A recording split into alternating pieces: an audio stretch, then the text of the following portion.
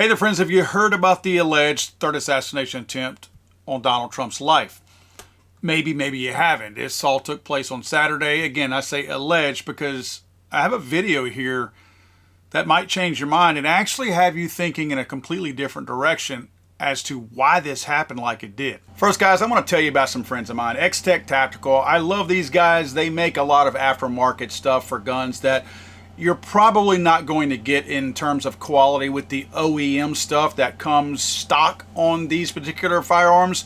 More specifically, the magazine selection that they have. They have upgraded magazines, much more durable magazines. In fact, functionally better magazines regarding springs and followers inside. You want to check these guys out. I'm a big fan of theirs. I'm a user of theirs. I'm one of their biggest customers. So check them out, X-Tech Tactical. So I pumped the brakes on this one because nothing was making any sense whenever the initial report came out that there was this alleged assassination attempt. The information coming out kind of contradicted itself. They talked about how the guy had loaded guns. Then they talked about a homemade license plate, that he was a sovereign citizen. There was a lot of things that simply did not make sense. The guy also seemed to have offered information up. So nothing that they were saying made me think that Trump's life was in any kind of real danger. It sounds like we are dealing with a law enforcement officer. It sounds like a sheriff's deputy who hates Trump. Therefore, the way they act, they hate Trump supporters because they're so butthurt about Donald Trump. I want you to see excerpts of Vem Miller's own interview to himself, essentially. He's got a website, America Happens. That's apparently Vem's own website. Vem being the guy who was arrested, right? And real quick, in case I forget to say it later, they were even talked about how they let him out on a $5,000 bond later on that day. First of all, $5,000 shows me that they didn't think he was a threat. They let him go. They didn't think he was a threat. But even that was a lie. There was no bond. They just let the guy go. So anyway, I want you to see some excerpts. I did shorten this because his interview is literally an hour and 15 minutes long. So I went through, no offense to Vem here, but I took out a lot of the fluff that you can go look at. I'll post the video yourself. You want to go watch the whole video in its entirety. But I took out what matters to make my point that I'm trying to point out in this video. So you're going to see some edits in here, and that's why. I'm not editing what he's saying, and I'm not rearranging it. I'm still leaving it in the same order. I'm just simply cutting out the stuff in between so we can shorten this a little bit. All right, guys, so this is Vem Miller of the America Happens Network. I'm releasing this statement because of the false information that is currently being released by the police department, I believe, of Palm Desert, Indio, Coachella, and the Riverside County. And I will state that what I'm about to tell you is 100% true and accurate. The body cams and the surveillance footage in the police station, as well as all the evidence at hand, will reflect that indeed what I'm saying is 100% true and accurate.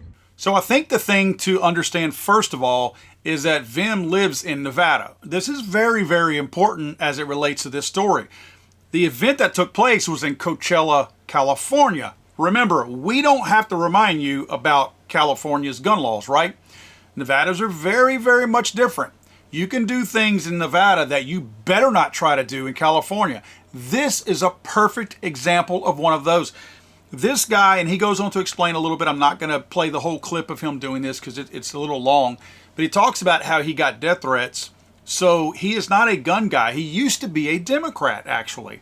And the guy realized let's just say the error of his ways, and he has flipped. Now he's a staunch Trump supporter and a very strong Republican. In fact, he's run for office in Nevada as a Republican as soon enough ago, if that's a way to describe it, as 2022. So it's very important that you understand this guy is a very big supporter of Trump. One final thing I want to say that I don't think he did a good enough job of explaining in his own interview, and by the way, I'm trying to interview him too. I've reached out to him, is that the whole reason he was there, he had an invitation. You know how the press has come out and said that he had a fake, that he had doctored somehow or another this invitation as a VIP to come here? This guy is a campaign, works for the Trump campaign, like does things for the Trump campaign. He's considered, I don't want to say a higher up because that indicates hierarchy, but he's a preferred person in the state of Nevada. The state of Nevada, or the Republican Party of Nevada, sent him this VIP invitation that is legitimate, and Vem says he can prove that. I haven't seen it, but he says he can prove that. That's what he showed to law enforcement. He has this from the Republican Party of Nevada inviting him to this event. So very, very strange. In fact, the sheriff talks about it, how there's two levels of perimeters. One is an outer level where you either can or can't drive your car into that outer perimeter. Then there's an inner perimeter. They let him go through the outer perimeter because he had that perfectly fine and legitimate paperwork that not only allowed him to get through that first outer perimeter, but even drive his vehicle inside that perimeter. That's how legitimate his letter was. Every time I've gone to a Nevada rally and notified the police, it's been a non-issue. They've thanked me for the courtesy of notifying them. They've said, obviously, you can't take your firearms. I wouldn't even think of doing such a stupid thing. And they've been fine. They've been fine. And the critical mistake I made is, I guess, forgetting the location that I was in California. So I drive up with my special entry pass. And by the way, they're saying I had a counterfeit pass. That's a bunch of nonsense. I could prove that I had a special entry pass directed to me, sent directly to me by officials within the Republican Party of Nevada. I was an actual invitee to that event. So as I'm driving, there's an area where you enter the parking lot after you pass a sheriff. I pull up to the sheriff. I say, I should take that back. I'm not 100% sure he was a sheriff. He was wearing a sheriff vest, but a lot of those individuals were. And my assumption is that not everybody there was a sheriff. They were just trying to indicate that they worked with the sheriff's department. And so I drive up to this sheriff and I tell him that, in full transparency, I just want to let you know in the back of my truck, I got, 2 lawful firearms, purchased lawfully, registered lawfully. And I'm just letting you know that that's back there as a courtesy, which is a courtesy that I always do. That police officer asks me to pull over. So I pull over, and just so everybody's clear out there, it's not like they found that I had firearms or did an investigation, blah, blah, blah. No. The body cams and the evidence will expose and reveal that I myself drove up to the sheriff and gave him the common courtesy and respect of letting him know about the firearms I had in the back of my truck. At this point, they make me pull over. A police officer comes to my window. And what I have to say about this particular moment is that knowing how some police officers behave, and I'm indicating that they behave in a fashion where they seem to not understand the laws and the Constitution, I'm usually more armed and alert. But when I was arriving there, I wasn't feeling well. I have certain health demands, I guess you could say, that require me to regulate my blood sugar level and also require me to have basically my water bottle, which I'll put a couple of different supplements in there that whenever I'm having issues and I feel like my blood sugar is all over the place, I drink some of that stuff and it helps me to regulate it, right? At this moment, I certainly wasn't feeling great. I wasn't at my sharpest. And when this police officer came to my window, I rolled the window down and he asked me to get out of my car.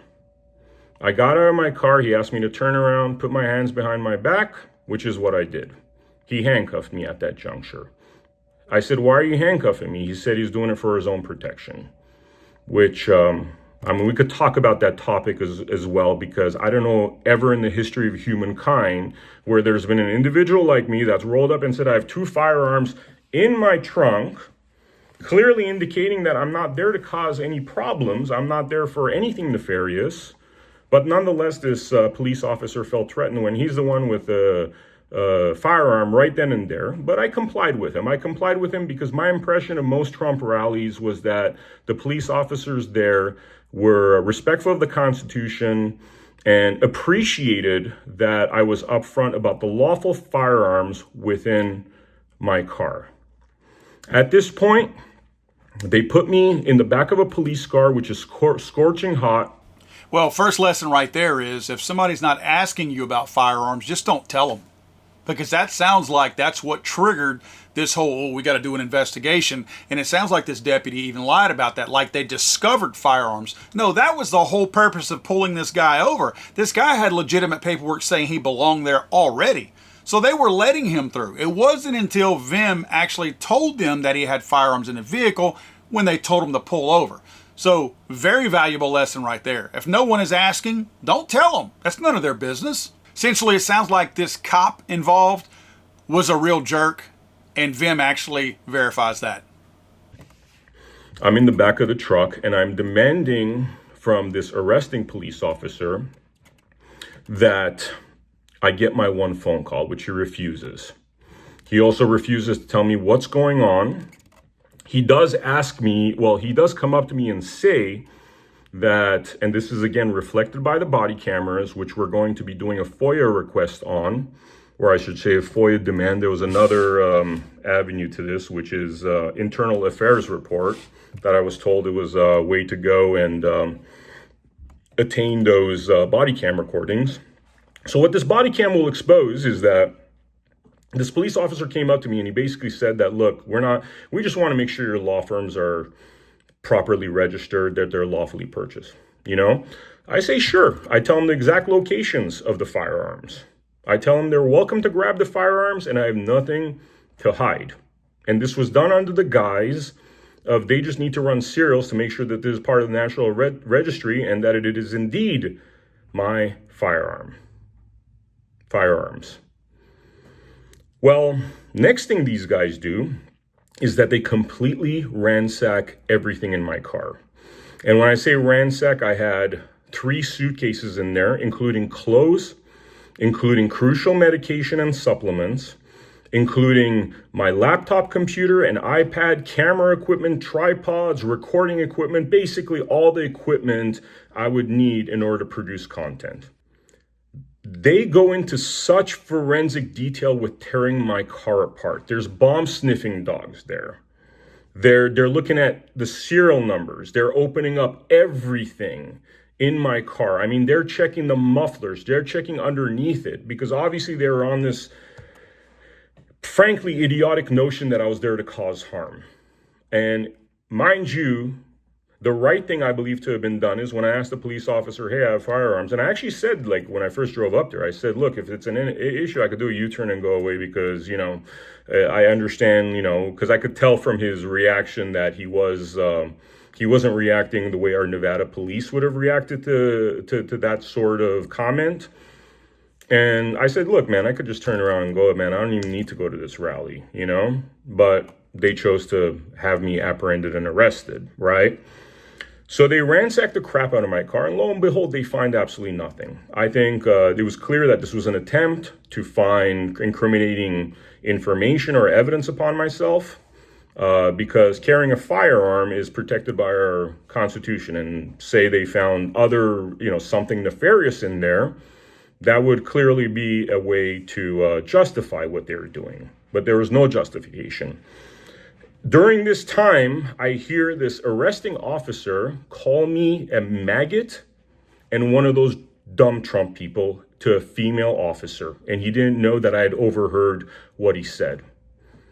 And at this point, it becomes very clear that this arresting officer's goal was to make an example of a Trump supporter, was to persecute a Trump supporter having nothing to do with the law.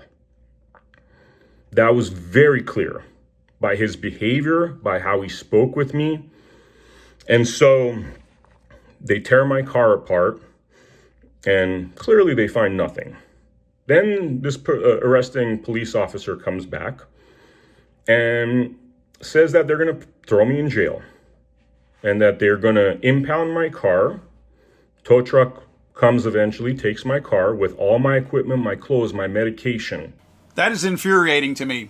And that right there, what he just stated about them calling this deputy, calling him a maggot and a dumb Trump supporter or something, guarantee you that's your reason all this took place.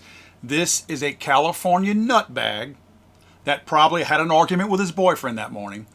So he's already mad. He's upset. And he's at a Trump rally where he hates everybody. These people, these anti-Trump people, are some of the most hateful people on planet Earth. It's from inside. They gush the hate. And they hate guilt by association anyone related to Trump. If you have a favorable thing to say, heck, even if you don't have a favorable thing to say about Trump, if you don't support their candidate, they hate you because they assume you're a maggot or a dumb Trump supporter, just like this deputy said. This was a message, a hee ha ha message that this deputy thought that he was going to make against a dumb Trump supporter. And remember, I'm going to go back and say this is a legitimate, how can I say this? A legitimate charge based on it being in California. He did have a magazine in that Glock, a loaded magazine in that Glock, that accepted more than 10 rounds. So the cop knew that he had something on this guy, right? The reason for all this was unnecessary, but the fact that he had something, and this was a Trump guy, he was going to make an example out of this guy because he could. Because technically, the law states that what he had in his vehicle was not lawful in the state of California. And this guy, by God, was going to make an example out of this person. Now, this next clip, this arresting officer, after several hours, finally got Secret Service and FBI over to talk to Vem. And the Secret Service guy and the FBI, to me, no confidence, low confidence from me. But he thought that those guys at least would be smarter than this idiot cop. Turns out that maybe they were. They actually saw the BS in this cop's story.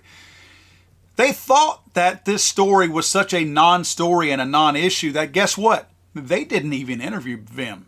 They did not even request an interview. They came over, talked to the law enforcement officer, read the BS on the wall, and decided, we don't want any part of this. And they left. If they thought this guy was the third assassin, they would have stayed, they would have interviewed him. He'd probably still be in jail, to be quite honest with you. They thought this was a nothing burger. But that cop hated Trump. Therefore, he hated Vem, and he wasn't going to let this go. They walk away, they go inside the room, and then the arresting officer comes out. He tells me, we're taking you to the jail. He's taking me to the jail. I say, wait a minute, man. You told me the Secret Service wanted to talk with me and the feds wanted to talk with me, which from the point that they apprehended me, I was looking forward to that because I was looking at the feds and the Secret Service as being higher IQ individuals and not driven by some sort of agenda of this incredibly corrupt police officer. And so I wanted to speak with them because I knew that if I speak with them, they're going to realize that there's nothing nefarious that I'm here for, and that this knucklehead over here, this so-called police officer, is really doing this to make a political point, to damage me, to cause me harm for his agenda or the agenda of whoever else was involved in these crimes against me. And I will say that clearly. These were crimes against me by police officers operating under the color of law. And so when this arresting police officer returns, he says, they don't want to speak with you anymore. They're all good. They said it's fine, but I'm still taking you to jail. Again, this is reflected in the body cameras, which is very interesting that what I'm being called is the third potential assassin of President Donald Trump. And Secret Service and the feds don't want to interview me, that they don't see any value in interviewing me. I mean, think about that. Think about that. And understand the degree of flat out bullshit that's involved in that. Because if I was a serious threat, you think the feds and the Secret Service would just be like, no, we don't want to interview him. It's all good with us. No, because these feds and the Secret Service realize that this knucklehead over here, this arresting police officer, is digging himself a deep hole. And they didn't want to get the federal government involved in that. And you know what? They did the right thing because they left this as a state issue. Because, they knew that this guy was making a mistake. I mean, this is an assumption, but it's a very apparent and clear assumption because they would not behave that way and just let me be if even 1% of what this arresting police officer was insinuating. At this juncture, this arresting police officer takes me to jail. I get fingerprinted. I get my mugshot taken. Now, at this point, he goes back and discusses the whole 10-round magazine thing again and the loaded. He got 2 charges, or actually he got ticketed, as you see. Not charges against him, a ticket that says that he had a magazine in a handgun and that he had a double stack. Now, he talks about a double mag in here. Just understand that Vem is not a, quote, gun guy. He got these guns because of death threats, but he's never fired either one of them, and he's not familiar with them. He doesn't understand what a double stack is or a single stack. So what he's trying to describe here when he says double mag, understand that they make a Glock magazine that is a single stack, and it only accepts 10. So all the rounds line up straight up and down inside what's really a double stack magazine, but they close it in and make it a single stack magazine, right? The double stack magazine, which is the standard magazine for a Glock, has them staggered and double stacked. So that's what he's describing in this clip right here. The Glock is loaded, and, frankly, it's loaded, and in Nevada, that's not been an issue. I did not know that in California, you have to separate the mag from the gun. I learned that lesson, I guess, now. I guess the mag was a double mag or something. And what they cited me on was those 2 things. That I had a loaded firearm, which is the Glock, and I guess one of the mags was double mag instead of a single mag. And I had no idea that in California that's a bad thing. Now I want to address one of the things here that was a question mark to me early on and made me wonder if this was a legitimate story or not, because it stated that Vem had multiple passports with different names on them, and I think driver's licenses as well. I think that's really important, because when you hear that, you're thinking, ooh, this is, some CIA stuff right here. Sounds like this might have been simpler than what we thought. This next gentleman that I'm going to play this clip of is somebody who's come out defending Vem. He's a friend of his from Nevada, and he gives Vem didn't say it in his video, but this gentleman states in his video why Vem had different passports, or at least with different names on his IDs, and here's why. They talked about Vem had different passports in his vehicle under different names. Vem Miller changed his name when he ran for Assembly District 13. And the reason why he changed his name is because folks had a hard time pronouncing his name. Even I have a hard time pronouncing his birth name. And he changed his name so that you, the voters, could say it better and go to the voting booth and vote for him. Because usually a lot of candidates change their name.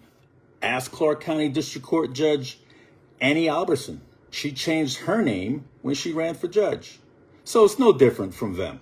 So it's a really good, juicy story, right? It's really juicy whenever you say that, ooh, he had loaded guns that he took in there with him. He had a fake license plate. He had multiple fake IDs. It really makes you start thinking some covert stuff was going down. And it sounds like if you ask the real questions and wait for the real answers, you actually get a story that is nothing. But the sheriff's department, this was their statement that they put out, as if either they didn't read the report, at least Vem's side of it, or they're simply taking the word of the deputy who hates Trump people and hates Trump, or something's going on here. Because this statement by the sheriff's department, it sounds like the higher-ups did not vet this story out and simply took what this hateful little sissy deputy was feeding them, and they ran with it. He approached the outside perimeter, gave all indications that he belonged there, that he was that he was a participant that was allowed to get into VIP and to and a press corps, and so he was allowed through that outer perimeter. As he got to the inside perimeter, where deputies were conducting obviously a more thorough evaluation of the vehicles that were coming in, there were many irregularities that popped up. The deputy noticed that the interior of the vehicle was in quite disarray.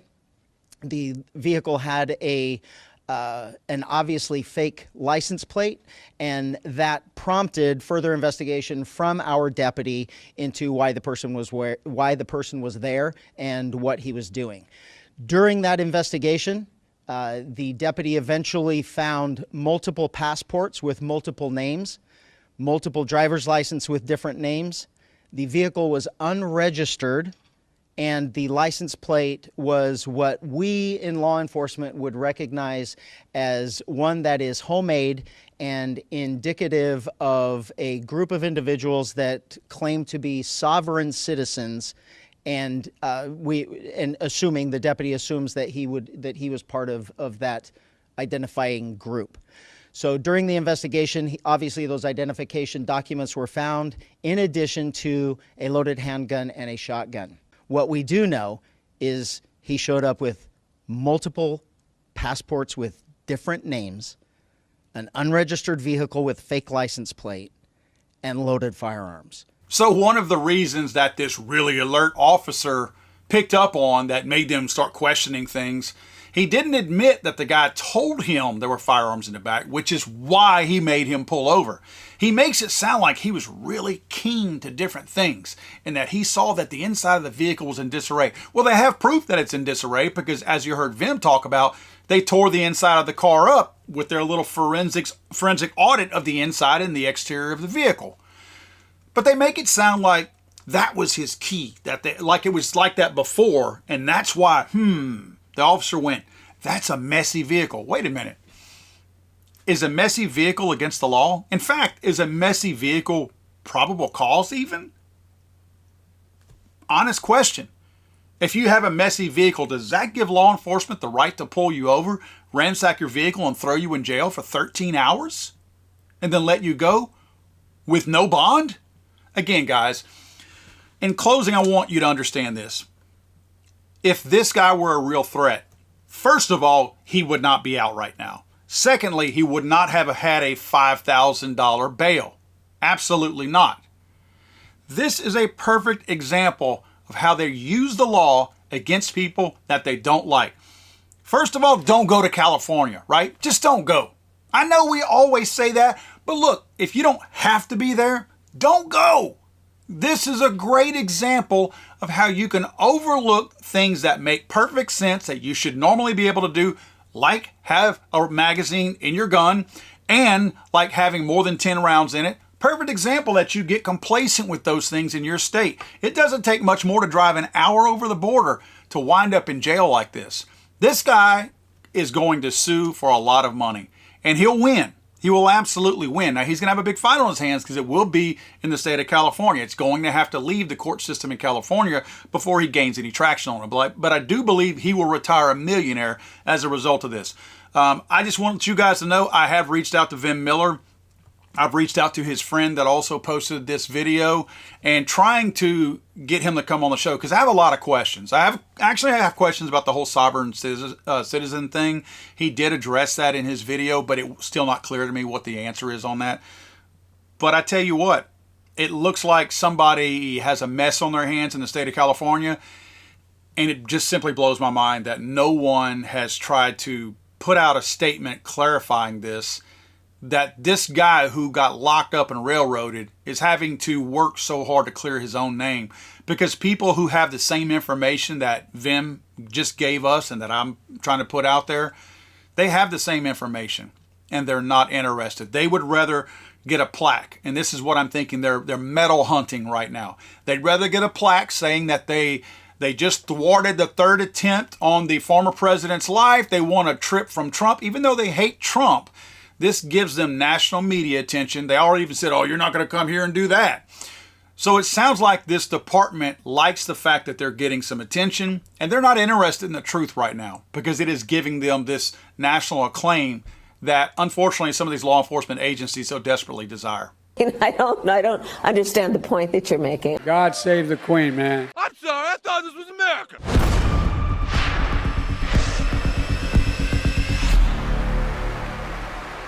He's over.